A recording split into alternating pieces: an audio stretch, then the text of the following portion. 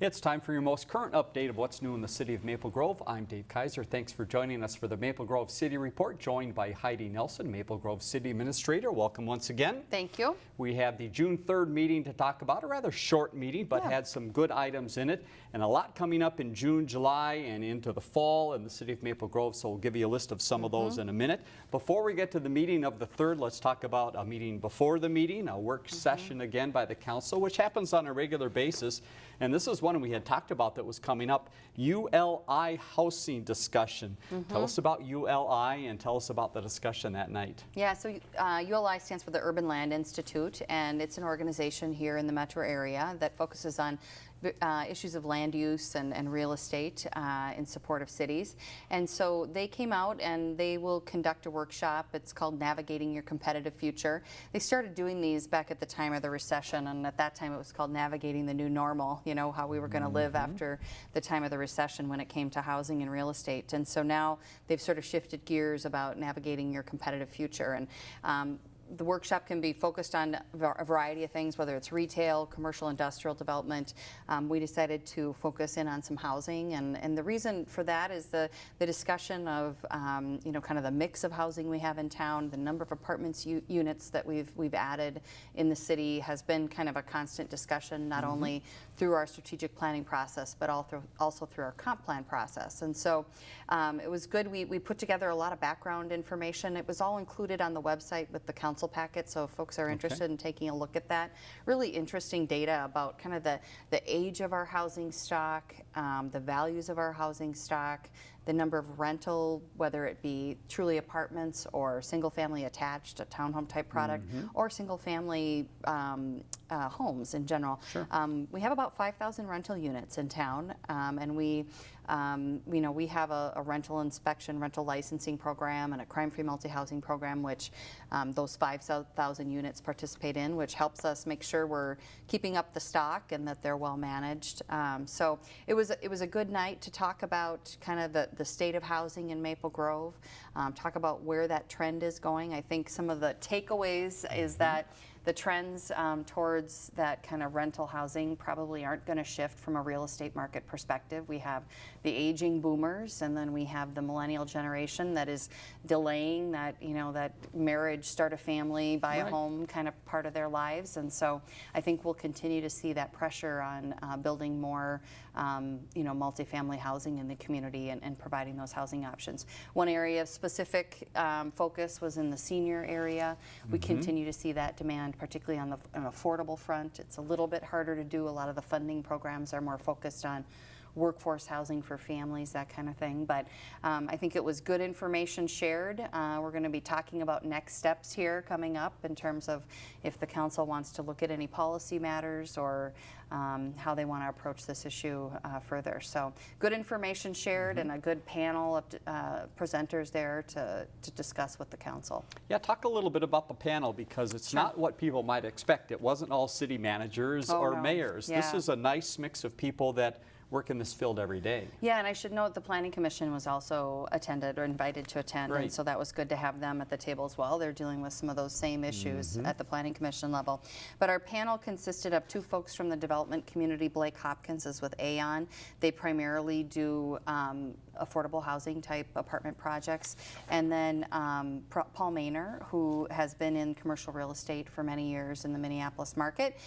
We also had Stacy Cloving with Ellers, and she's a financial advisor, puts together deal structures on a lot of housing projects and commercial industrial as well. And then Janet Jeremiah, Community Development Director from the City of Eden Prairie. So maybe a city that she spoke a lot about their experience. They're probably maybe about 10 years ahead of us in terms of the evolution and the build out of their community. And now what they're seeing is, you know, more redevelopment, and they're plugging housing into areas where previously it might have been, you know, a retail or a commercial use. So really kind of seeing that evolution of housing in Eden Prairie, and maybe some of the things we have, you know, coming down the road for us. So good panel discussion. It was good to kind of level set that data about where we're at the city and provide some direction for where we go from here. So more information again in the agenda packet from that last council meeting if you want to take a look at that. And this sounds like more to come. We'll try to keep you up to date on that. To the council agenda then from the 3rd under consent, just a couple items pulled out, and one was Upshur Smith. a big celebration going on, Yep. plus some ground being tossed in the Yeah. air. Tell us about what's happening. Yeah, so just prior to coming over here to tape this, I was at the groundbreaking for their expansion over there. They're going to be expanding, adding about 300,000 square feet to their campus over there just off of 494 north of Bass Lake Road. They celebrated the groundbreaking. They had the folks, they of course were bought out by Sawai, which is a Japanese company. They had representation there from Japan, so that was great to have the ownership there. They are celebrating their 100th year anniversary, Right. so they timed all this kind of together, their 100-year celebration, groundbreaking for the expansion, so we were all out there this afternoon. This was on the agenda, was the proclamation honoring their 100-year celebration. The mayor was there to read that, and then they tossed some soil to celebrate the groundbreaking. So a big day for Upshur. If you drive by there this afternoon, they had a big outdoor party set up, so lovely afternoon good. for that. So a lot of congratulations to Upshur, and then we just really appreciate their continued investment here in Maple Grove. Great business partner in the community. One other item from consent. Not normally a department that gets all the highlights and accolades, but the finance department. They're Yes. doing some annual reporting, Yeah. and report is good. Yeah, so we've finished up our audit for the 2018 year, and that compiles then into a comprehensive annual financial report for the city. That then gets brought to the council for approval, accepting that comprehensive annual financial report. So it's the culmination of a lot of work that goes into kind of closing out the year of expenditures and revenues and making sure the books are in order. And so a lot of work by the finance department goes into that, and Councilmember Hanson pulled this one just to recognize Steve Hauer and Sherry Robertson and their team for the work that goes into that. But the city's still in a very strong financial position. Wonderful news. And so this was another good year. Very good. Congratulations to the department. On to some of the special business, and the first was Representative Robbins coming and giving an update of the session that just was completed. Yep.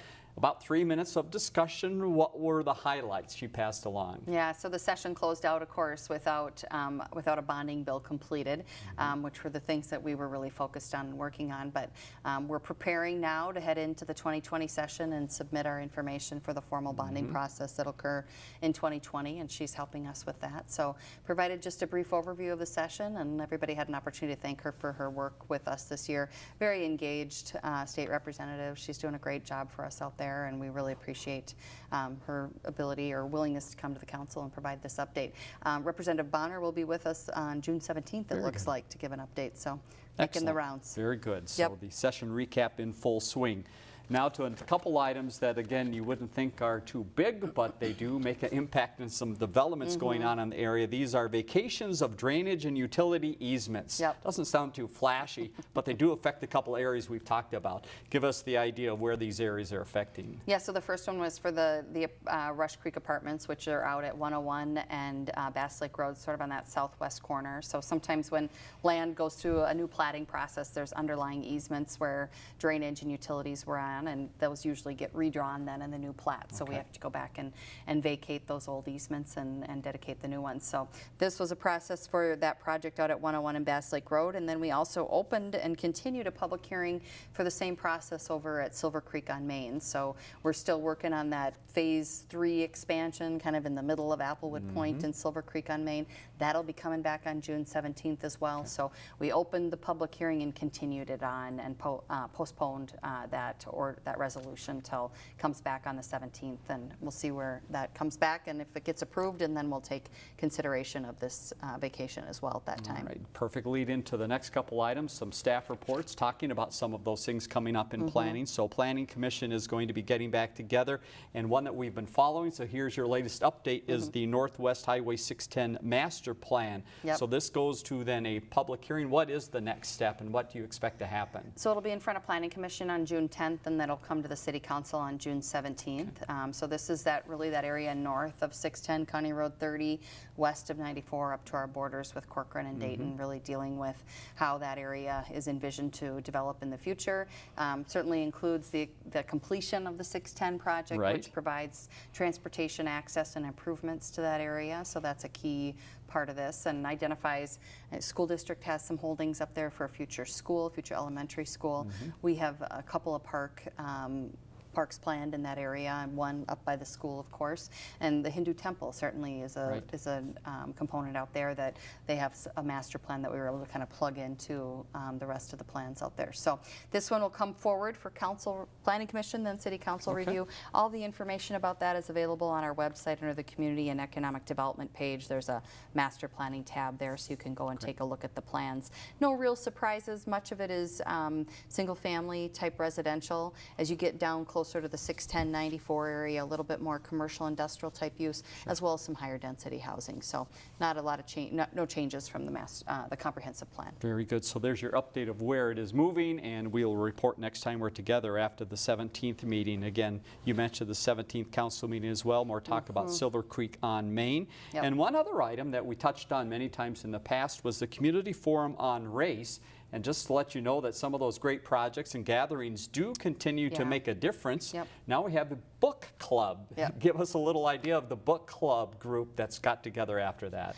Well, I think, and it's kind of interesting because one of the things the Community Forum on Race Committee has always talked about is, how do we continue this after that day and that Saturday in March? How do we continue the conversation? How do we continue to engage folks? So this year, the thought was they distributed books at the forum. The book is called A Good Time for the Truth, and it talks about race issues here in Minnesota. And so from that, this will be the third book club session that's held. We had one in Maple Grove, one in Brooklyn Park. Now this one's back in Maple Grove. So the goal is to kind of continue this so that it's not just a one-day discussion and then we come back again in the next year. So nice to have that. So it's information is available on the website about that book club gathering. So if you're interested in that, you could go check it out. Very good. Let's hop to Public Works and Engineering. And you mentioned earlier that as Representative Robbins gave the report, the look was ahead already, and the city's already having to do some work. Tell us what's happening as far as future bonding possibilities for the two main projects. Yeah, so part of the consent agenda earlier in the evening also was 2 resolutions of support that the council needs to pass for both of those projects. There's a formal administrative process through the Office of Management and Budget with the state to submit for the formal bonding process, which 2020 is a formal bonding year. So we will get in the hopper here again and see where we get to. I think because they didn't really do bonding this year, it seems likely in 2020 that it could be a pretty significant bonding bill. So all that information is due to the state by June 14th. So we're in the final phases of getting that submitted. All right, the process is moving ahead. Let's talk water for a minute. A couple ways that water was talked about at the council meeting. One is water quality, and the second is water in the lakes. First, water quality. What is the report? Yeah, so the water quality report is going to be in the newsletter coming up here, so you'll have to watch for that in your home. But basically, a lot of technical information in there about all the things that are in our water and the testing levels and kind of the work that we do to make sure that we are producing safe water here in Maple Grove. So that is in your newsletter. But then also, we're just dealing with high water on some of the lakes out there. So some of the lakes have been restricted to slow no wake, and that's not always fun when it gets to be the fun months of summer. A day like today, a day that's like in the today 80s, when right? it's 85. So it's always a challenge, but we've had a lot of rain, and so lakes and streams and rivers are high, and so we're dealing with some of that stuff out there, and that's kind of a daily monitoring effort.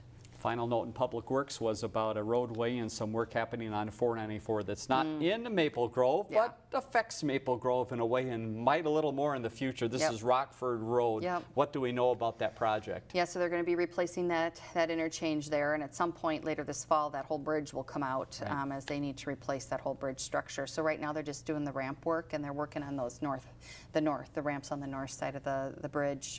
So not a lot of impacts to us right now. We anticipate when those south ramps go out, so as you're headed northbound on 494, you're going to have to go by there and probably get off on Bass Lake Road and circle around. So just a few more impacts to our county and city streets once those south ramps come out. Keep a watch on the signs as you travel up and down 494. A couple items that you mentioned at the council meeting on the 3rd. One very unique event here, working with Maple Grove High School, and this is talking about tech careers Yeah. and a workforce initiative.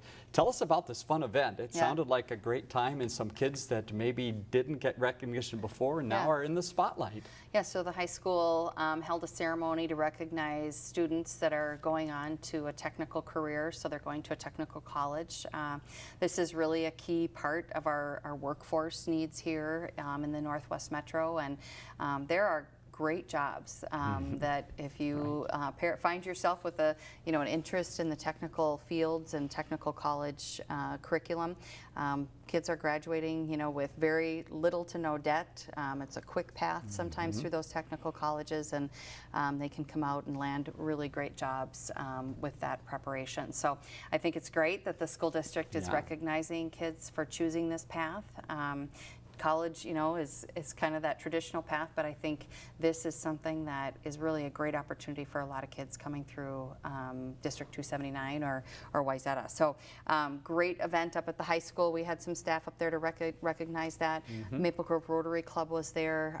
Workforce issues are an initiative of the Rotary Club as well as the city. So we really want to be supportive of the district and supporting students and recognizing them for making this choice. Very neat. It was kind of like, if you know of the sports signing days. So when the athlete signs to a particular school, this was students signing to a particular tech career. So that's right. Congratulations to the school and the city for that great work. Yep. One other item you mentioned, Revolving Loan Fund Open House for gap financing. Give us a little background here and when this might occur. Yeah, so a few years ago, as we kind of started to roll out the few aspects of a more proactive economic development program, updating our revolving loan fund policy was a component of that, and then figuring out kind of internally some funds that could be available to utilize for this fund.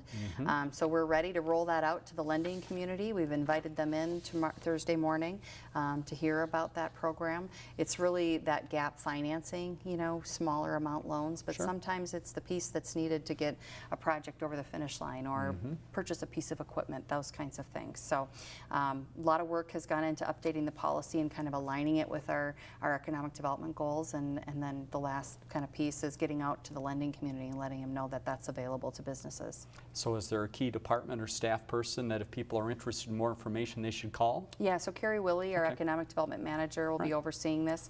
We do work with CMDC, it's Central Minnesota Development Corporation. They're a development corporation that does revolving loan fund administration for a lot of different cities. And they helped us out in revising our policy, so they'll be doing the underwriting and the administration of any loans that we do. So we kind of outsource that piece to an organization that's their business, and they do it every day. So very good. So that is your full recap of the meeting from June 3rd. And again, the next meeting is coming up on the 17th. We'll give you more information as we get through the program here.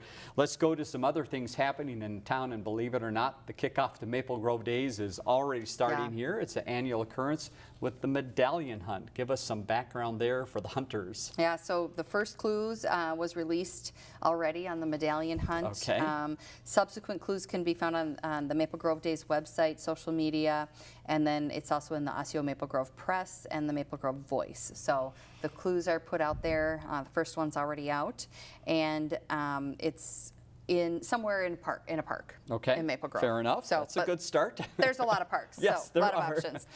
So it is a $500 cash prize, and then also you can buy a button, start buying the buttons for $3 at the community center, and then or from a Maple Grove ambassador. So those are out there and about, so that it's starting. Excellent. We'll be talking more about Maple Grove Days coming up in that middle part of July as we get closer to it. Chalk Fest, speaking of something coming up, that is coming up very quickly here. And for people that haven't attended before, this is a wonderful event. Where does it happen when? Yeah, so right on Main Street, kind of between Clada there at the end by the Government Center, and then down to where kind of Leanne Chin there is on the corner of Panera.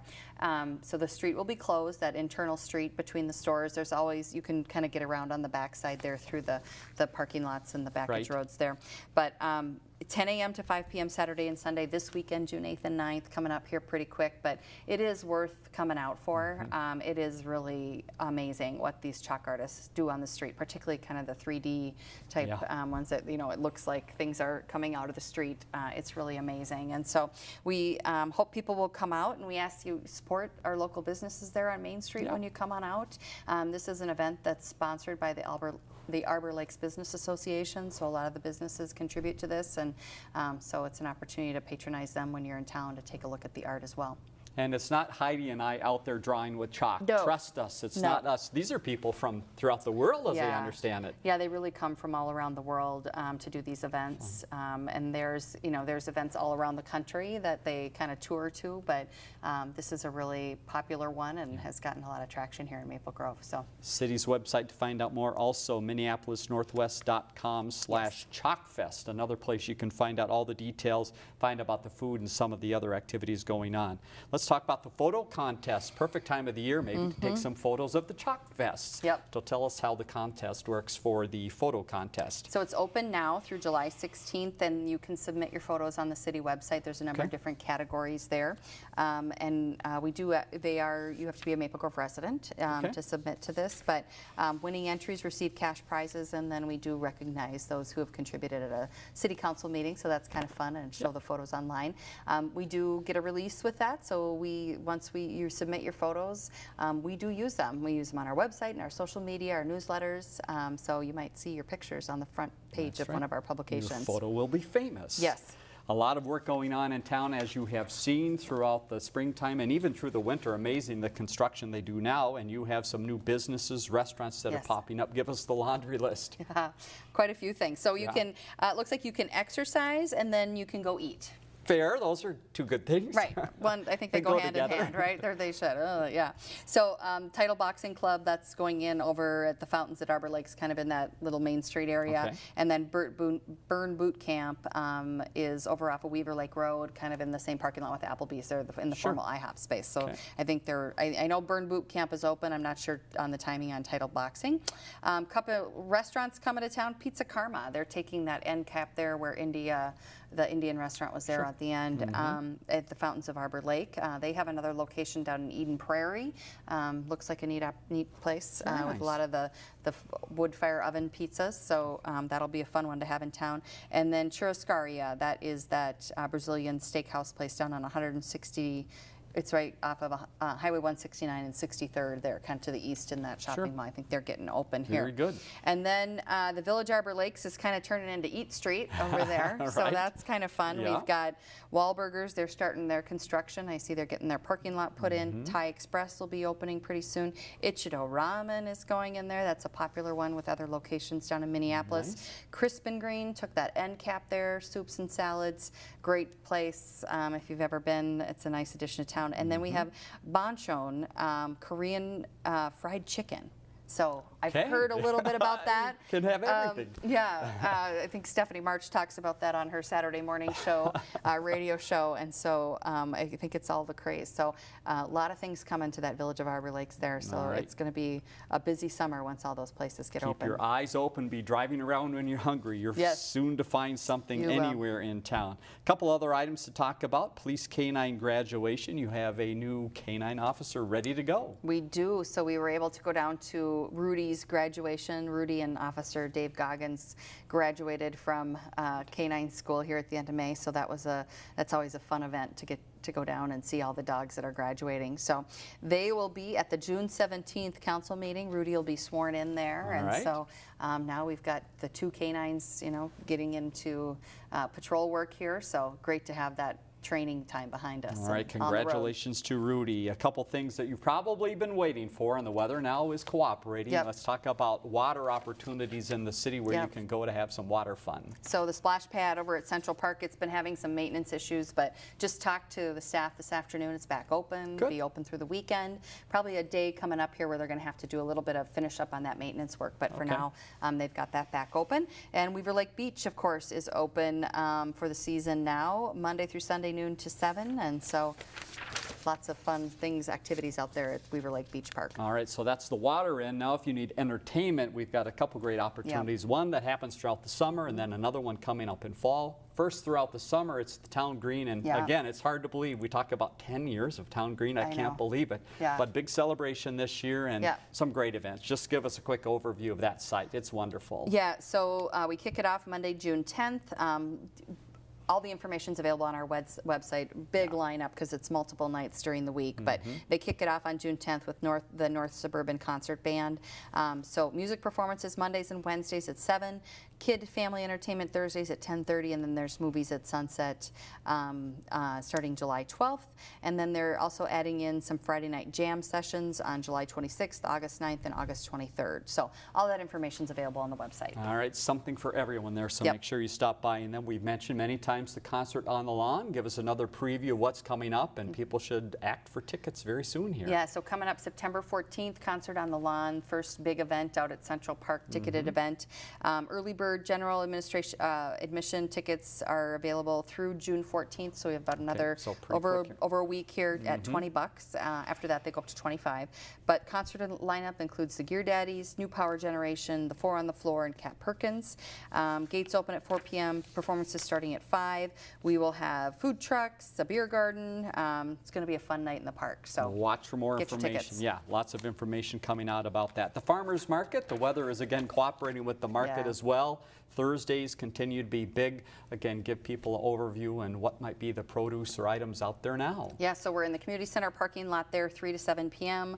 Live music. They're looking for more of the produce to kind of come in, the rhubarbs and the early, maybe some, I don't know if we're too early for strawberries, but we might be getting there here pretty quick. Right? Yep, so we're going to start to see some of those summer vegetables coming in. And then, of course, plants, you know, bedding plants, flowering baskets, those kinds of things. And then all of the other, you know, jams, jellies, salsas, and all those kinds of products that are there every week as great well. information of what's there, and also some of the other ways they have some fun or some great ways to pay for items as well on the website. Senior Safety Symposium is coming up. We've mentioned that a few times. Again, for seniors in the community, great event to go to. When and where and what happens? Yeah, so this is held at the Community Center Thursday, June 27th from 8 a.m. to 3 p.m. It includes breakfast and lunch. There's lots of speakers about various issues of safety and wellness. Vendors are available with highlighting their services and activities. There's health screenings, goodie bags, door prizes. It's really a great event and very well attended. So we ask that you check on the website to register for this. It's through the Park and Rec, through the WebTrack system. It's only $10 to register, so pretty low cost. Well worth it. And then you certainly can give the fire department a call if you have any questions. But this is a great event for seniors in the community. Speaking of the fire department, let's continue on with a few final notes about the fire department. The first is fire prevention classes. Great opportunity for education here. When do these occur and where? Yeah, so fire prevention classes coming up Wednesday, June 12th from 6 to 7 p.m. and then Saturday, June 22nd from 1 to 2 p.m. These are all held out at Fire Station 4 there on Lawndale Lane. So we just ask you give a call up to the fire department or City Hall. They'll get you connected to get you registered for that event. They talk about smoke alarms, fire escape plans, seasonal hazards. So it's just a quick 1 hour refresher on fire safety. And then if you're looking for an opportunity to help fight fires or maybe help teach one of those classes, here's your opportunity. We're in recruitment phase. What is the need? Yeah, so we're out recruiting for paid-on-call firefighters, and I think one important point here is we talk about recruiting firefighters, but we're really recruiting people who want to serve their community.